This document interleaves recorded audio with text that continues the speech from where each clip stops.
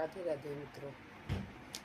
दोनों सेनाओं में अर्जुन को केवल अपना परिवार, मामा का परिवार, ससुराल का परिवार, सुहृदय और गुरुजन दिखाई पड़े। महाभारत काल की गणना के अनुसार 18 अक्षौहिणी लगभग 40 लाख के समकक्ष होता है, किंतु प्रचलित गणना के अनुसार 18 अक्षौहिणी 6.5 अरब के लगभग होता है, जो आज के विश्व की जनसंख्या के समकक्ष है।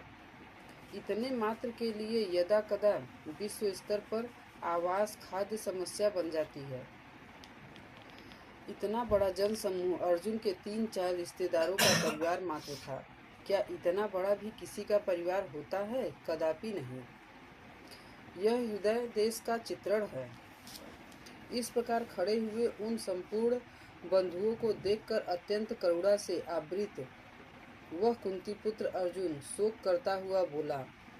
अर्जुन शोक करने लगा क्योंकि उसने देखा कि यह सब तो अपना परिवार ही है। अतः बोला, हे कृष्ण, युद्ध की इच्छा वाले खड़े हुए इस स्वजन समुदाय को देखकर मेरे अंग शिथिल हुए जाते हैं, मुख सूख जाता है और मेरे शरीर में कंप तथा रोमांच हो रहा है। इतना ही नहीं, हाथ से गांडीव गिरता है, त्वचा भी जल रही है।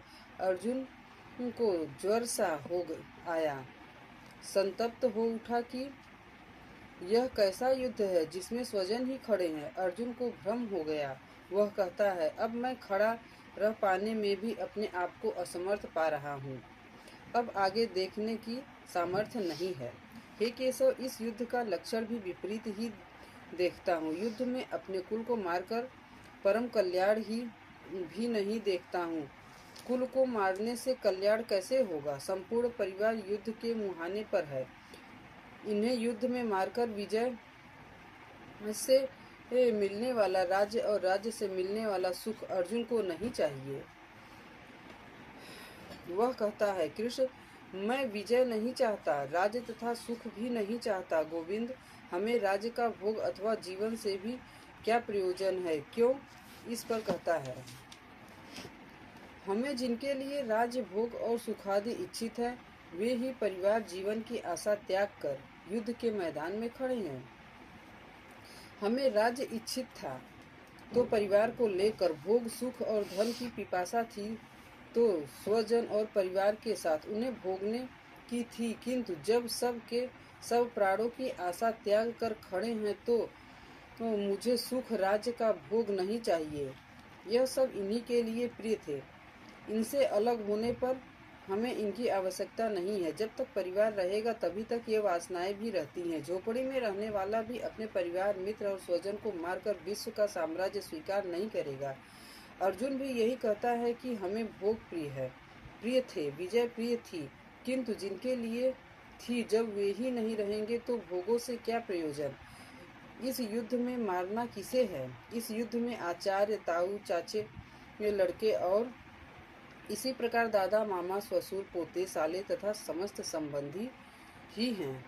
हे मधुसूदन, मुझे मारने पर भी अथवा 3 लोक के राज्य के लिए भी मैं इन सबको मारना नहीं चाहता। फिर पृथ्वी के लिए कहना ही क्या है? 18 अक्षौहिणी सेना में अर्जुन को अपना परिवार ही दिखाई पड़ा। इतने अधिक स्वजन वास्तव में क्या हैं? वस्तुतः अनुराग ही अर्जुन है। भजन के आरंभ में प्रत्येक अनुरागी के समक्ष यही समस्या रहती है।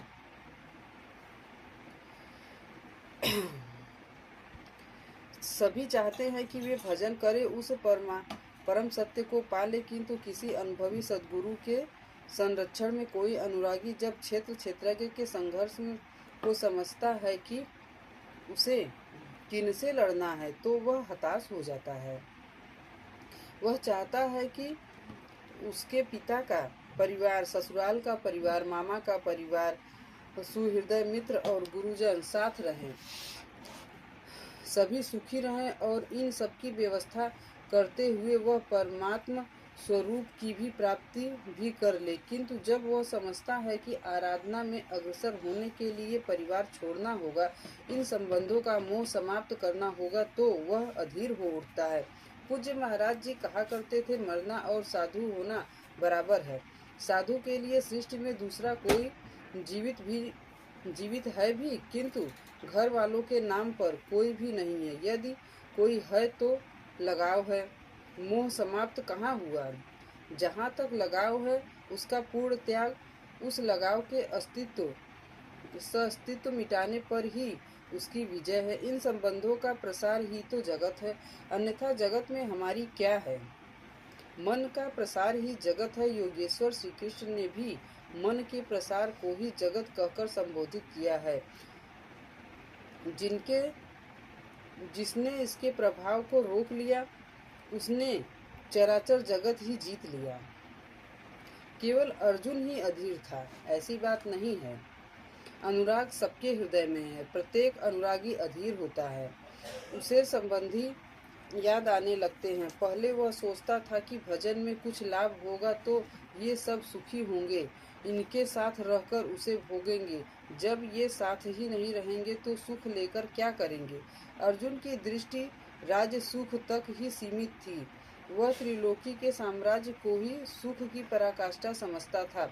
इसके आगे भी कोई सत्य है, इसकी जानकारी अर्जुन को अभी नहीं है। राधे राधे।